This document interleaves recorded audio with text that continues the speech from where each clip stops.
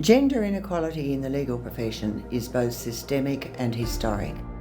Today we recognise and celebrate the first female solicitors in New South Wales. These trailblazers who fought for our right to practice and be recognised. Well, I'm still interested to be in a profession where young women don't know there's a problem.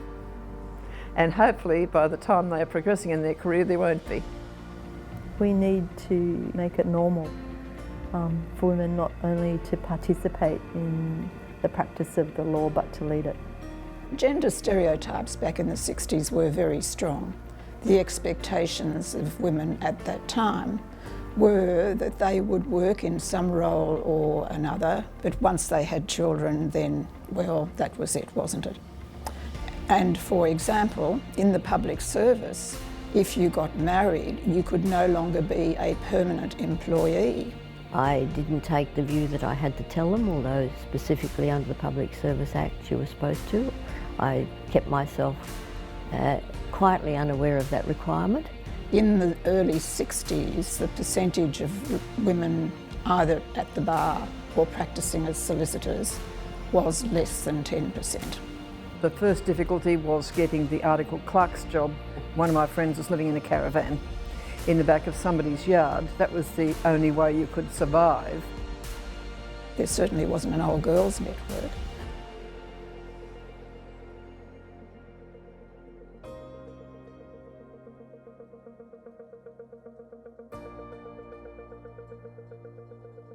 I was the only female in a legal office of 17 people. There weren't very many mentors around as such. I did join the Women Lawyers Association. They were great at mentoring. I always found that the women helped each other.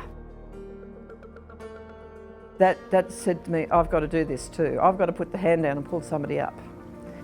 People who preceded me, I think, had it much harder. Those early barristers were great role models. You know, the courage, the rubbish they had to put up with. They managed to spread their lives across charitable and professional organisations as well as their career. Here I was, you know, carting a baby in a basket up the stairs to the little office that I worked from.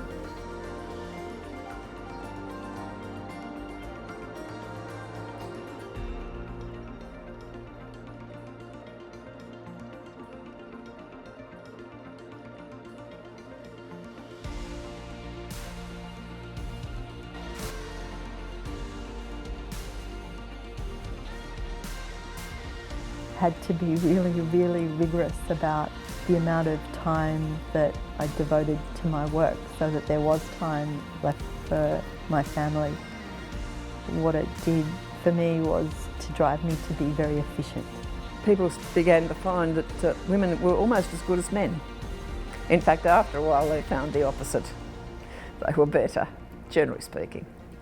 And it's certainly very represented now right across the judicial field, barristers, solicitors and public companies, and they bring a different concept to the work than their male counterparts.